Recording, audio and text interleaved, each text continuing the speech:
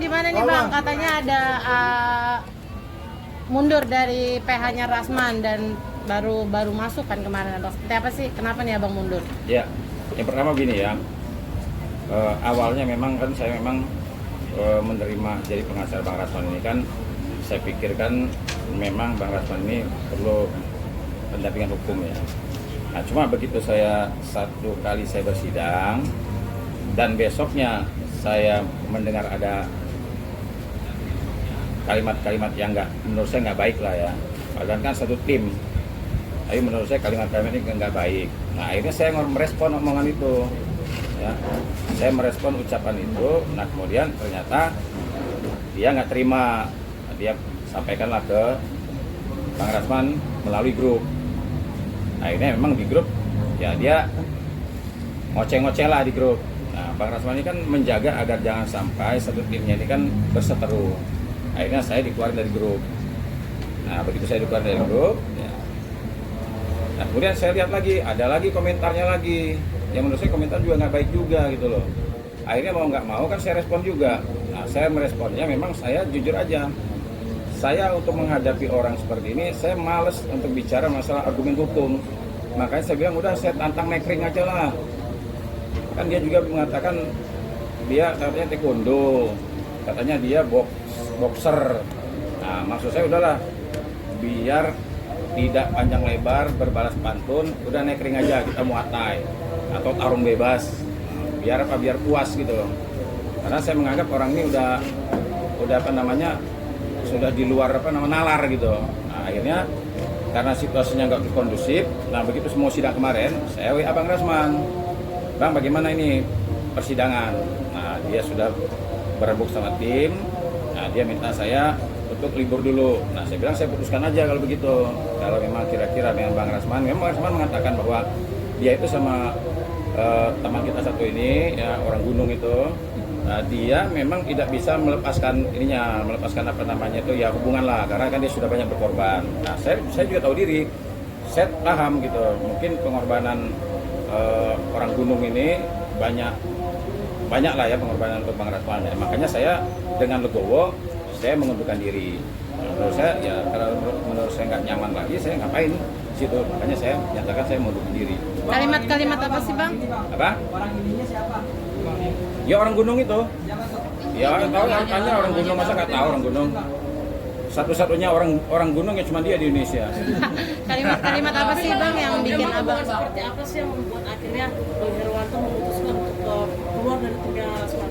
Sebenarnya bukan omongan dia, bukan. Karena kan Bang Rasman mengatakan bahwa antara dia dengan orang gunung ini ya kan tidak bisa dilepaskan dulu, karena apa, pengorbanannya memang luar biasa, saya akui.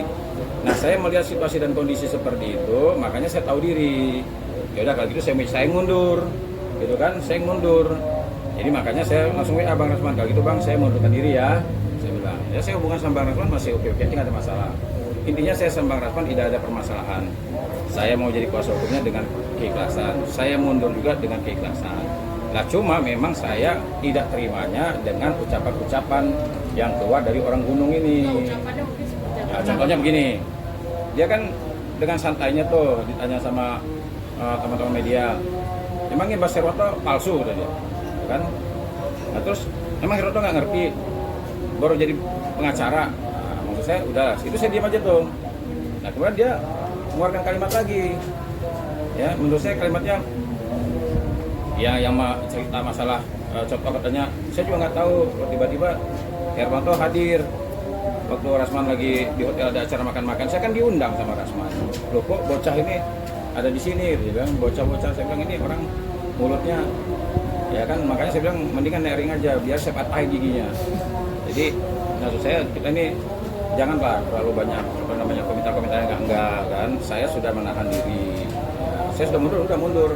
Jadi jangan ditambah-tambahin lagi, kemarin tambah-tambahin lagi omongannya lagi gitu kan. Tapi Bang, sebelumnya hubungan Bang Herwanto dengan Bang Firdaus ini seperti memang sudah ada huru-hara keributan. Iya, nah kemarin dia bahas lagi nih ya. Kemarin dia bahas lagi masalah waktu di gedung DPR RI.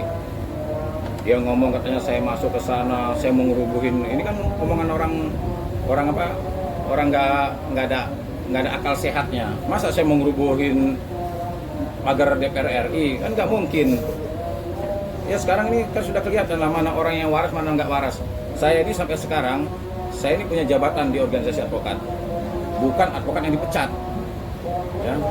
Jadi masyarakat sudah pasti tahu lah mana yang waras, mana yang nggak waras. Kalau saya dipecat dari organisasi advokat baru jadi masalah. Kalau bas saya dibekukan baru bermasalah. Sekarang saya masih di organisasi advokat, saya punya jabatan penting. Sampai sekarang saya nangani perkara nggak ada yang bermasalah dan tidak pernah naik meja. Nah, tiba-tiba orang ini berkomentar ngomongin apa namanya itu, saya lah katanya ngamuk-ngamuk di DPR RI. Apa namanya kok tiba-tiba muncul? Saya ini kan diundang. Saya diundang. Nah, kalau pengen tahu itu ada faktual tuh, ada Bang Faktual di sana. Bang Faktual itu yang paham. Waktu saya masuk ke DPR RI itu, dia yang maki-maki saya atau saya yang maki-maki dia. Dia kan ngomong loh, saya maki-maki dia, ngomong ke saya. Saya ini ya, perlu saya sampaikan nih. Dari kecil saya sampai sekarang ini, kalau ada orang maki-maki saya, itu pasti bonyok mukanya. Kalau ada orang maki-maki depan saya ya, atau bisa patah giginya kalau ada maki-maki saya. Berarti yang menantang Pak Firdaus itu bukan abang Firdaus aja, tapi Bang Marco juga nih Bang. Saya sejak awal mengatakan begini, saya ini pengacara. Saya pernah berlawanan dengan siapa saja kan. Ya, teman-teman tahulah, saya pernah berlawanan dengan pengacara siapa saja. Tapi saya nggak pernah yang namanya kesulitan untuk mencari argumen hukum terkait dengan perkara yang saya tangani. Tapi kalau khusus orang gunung, saya kesulitan. Kesulitannya kenapa? Karena apa? Kalimat-kalimatnya itu tidak ada satupun argumen hukum. Makanya saya pikir kenapa kok saya bisa sampai memutuskan udahlah naik ring aja. Karena saya pikir kalimat-kalimat yang keluar dari orang gunung ini tidak ada kalimat-kalimat hukum. Paham ya? Kalau seandainya dia mengeluarkan kalimat hukum, pasti saya akan mencari bantahan dengan kalimat hukum juga. Karena menurut saya kalimat-kalimat ini menurut saya bukan kalimat hukum. Jadi saya pikir ngapain saya capek-capek merespon ucapan orang gunung ini, mendingan saya pikir udahlah daripada kita capek-capek, kita atur bagaimana legalnya, nanti kita cari tuh ringnya di mana. Kita langsung aja muatai. Kan dia bilang saya ini taekwondo kata dia. Saya ini boxer. Nah, untuk bisa mengetahui apakah dia boxer, apakah dia taekwondo dan dia punya nyali atau enggak, jangan hanya ngomong doang. Nah, kita atur nih, kita cari ringnya di mana, arena seperti apa, kita atur secara legal, kan enak tuh. Jadi ibaratnya ini bukan sok-sok jago bukan ya, ya maksudnya biar olahraga juga kita. Makanya saya sampaikan salam olahraga aja. Gitu. Oke Bang, ada penyesalan nggak sih Bang mungkin setelah Abang mengajukan untuk menjadi PH-nya Rasman dan akhirnya mengundurkan diri juga, ada penyesalan nggak sih? Karena Abang kan secara nggak langsung dibully lah oleh orang gunung. Ya, saya kalau dibilang menyesal nggak ya, saya gini. Saya waktu memutuskan jadi pengacara Bang Rasman ini kan banyak orang bully saya kan. Artinya sebenarnya saya ingin menyampaikan juga pada Bang Rasman ya, bukan artinya ketika saya menjadi pengacara Bang Rasman itu tidak ada pengorbanan. Justru dengan saya menjadi pengacara Bang Rasman kan saya sudah berkorban tuh. Artinya saya siap dibully. Nah, tujuan saya kenapa saya menerima tawaran Bang Rasman itu, yang pertama saya ini berteman sama Bang Rasman itu sudah 11 tahun. Saya sama Bang Rasman itu saling bisa menghormati dan menghargai. Nah, ketika dia butuh bantuan hukum, saya siap.